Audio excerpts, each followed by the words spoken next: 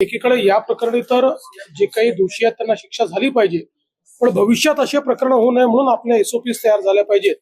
या दृष्टीने आमचा प्रयत्न आहे. निश्चितपणे त्या दृष्टीने आम्ही काम करू. सर, सगळ्या चॅरिटेबल हॉस्पिटल्सच्या ऑपरेशन्सच्या संदर्भाने तक्रारी प्रचंड येतात, मात्र धर्मदाय आयुक्तांच्या लिमिटेशन्समुळे किंवा त्यांच्या अकार्यक्षमतेमुळे या तक्रारींचा निपटारा होत नाही. मुळामध्ये आता आपण आपल्या कायद्यामध्ये याच अधिवेशनात बदल करून पुन्हा काही अधिकार हे धर्मदाय आयुक्तांना दिलेले आहेत. आपल्या लॉ अँड ज्युडिशरी विभागामार्फत आपण त्याची देखरेख देखील करतो. आपला प्रयत्न आहे की संपूर्ण धर्मदाय व्यवस्था ही ऑनलाईन एका प्लॅटफॉर्मवर यावी, जेणेकरून कुठे आपल्याकडे बेड्स आहेत, किती ते अवेलेबल आहेत, ते दिले जात आहेत की नाही, याचं सगळं मॉनिटरिंग आपल्याला करता यावं. आणि याकरता सीएम ऑफिसमध्ये जो आपला मुख्यमंत्री आरोग्य कक्ष आहे तोही याच्याशी आम्ही जोडण्याचा प्रयत्न करतो, जेणेकरून त्यांच्यावर एक दबाव राहिला पाहिजे. आणि मला विश्वास आहे की पुढच्या काळामध्ये याच्यामध्ये एक मोठी सुधारणा आम्ही करू शकतो. एक पत्रक आज धनंजय केळकरांनी काढले मंगेशकर हॉस्पिटलच्या वतीने. तुमचा कालचा असंवेदनशील हा शब्द फार लागलाय त्यांना. त्या ट्रस्टीजनी काल मीटिंग घेऊन आता ऍडमिशन्स जे आहेत ते विदाऊट डिपॉझिट होतील असं म्हटलं. दुसरी गोष्ट, ज्या असंवेदनशीलतेचा तुम्ही उल्लेख केलेला होता ती आम्ही पुन्हा तपासून घ्यायचा निर्णय केलाय असं केळकर पत्रात म्हणाले. मुळात एक गोष्ट आपण सगळ्यांनी लक्षात घेतली पाहिजे की दीनानाथ मंगेशकर हॉस्पिटल हे स्वर्गीय लता दिदी आणि मंगेशकर कुटुंबियांनी खूप मेहनतीतून उभारलेलं आहे. एक नावाजलेलं हॉस्पिटल आहे. या हॉस्पिटलमध्ये अनेक प्रकारच्या शस्त्रक्रिया आणि अनेक प्रकारचे उपचार होतात. त्यामुळे सगळं काही हॉस्पिटलचं चूक आहे असं म्हणण्याचं कारण नाही, पण कालचा प्रकार हा मात्र असंवेदनशीलच होता. जिथे चूक आहे तिथे चूक म्हणावं लागेल, ती चूक सुधारावी लागेल. जर ते सुधारण्याचा प्रयत्न करत असतील तर मला त्याचा आनंद आहे. आपल्या या ज्या समित्या आता नेमलेल्या आहेत, धर्मदाय आयुक्तांच्याकडून नेमलेली समिती आणि आरोग्य विभागाची समिती, काही फाइंडिंग्स आल्यात का समोर?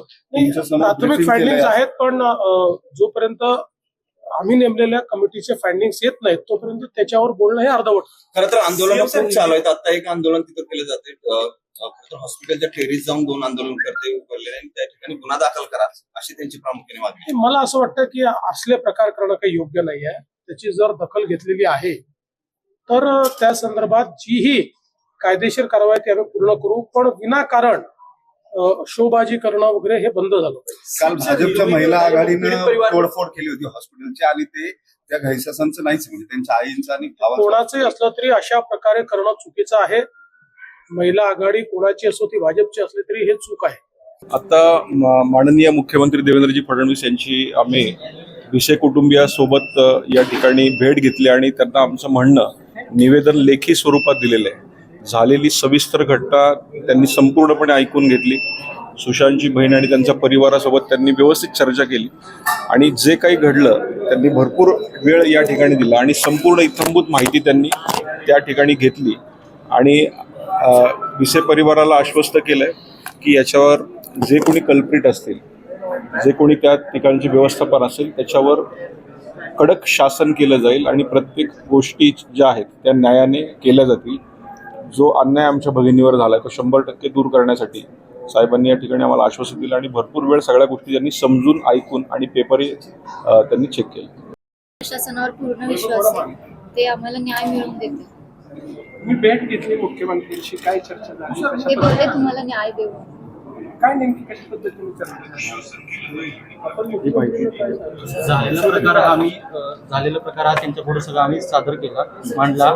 जो आम्हाला काही त्रास झाला तिथे आम्हाला जे डॉक्टरांनी आम्हाला बराच वेळ आम्हाला थांबून आम्हाला खूप त्रास दिला, त्या पेशंटला खूप त्रास दिला. तिथे आमच्याकडे पैसे असूनही त्यांनी तिथं घेतले नाही आणि त्यांनी तिथं जो प्रकार घडला आम्ही सगळा सरांसमोर आम्ही मांडलेला आहे. नक्कीच ते आम्हाला न्याय देते. तुमची काय मागणी आहे? 2 लहान मुली आहेत, सुशांतला आई तर गेलेली आहे, मुलीसाठी पुढे आर्थिक प्रगती करण्यासाठी किंवा काही मागणी दुसरी काही केली? ज्या डॉक्टरांनी आम्हाला एवढा त्रास दिला त्या डॉक्टरांवरती कारवाई झाली पाहिजे. त्या हॉस्पिटलमध्ये पण जी काय हॉस्पिटलने जे काय आम्हाला त्रास दिला तिथे तर त्यांच्यावरती काही कायदेशीर कारवाई झाली पाहिजे. नक्कीच आमच्या वहिनींसोबत जसं झालंय असं कुठल्याही महिलेसोबत तसं होऊ नये आणि ते हॉस्पिटल धर्मदायी व्हायला हवं. डॉक्टर घैसास जे आहेत त्यांनी जो हा निष्काळजीपणा दाखवलाय आणि रुग्णालय प्रशासनाने माझी विनंती आहे साहेबांना की त्यांनी आम्हाला न्याय मिळवून द्यावा आणि ते नक्कीच देतील.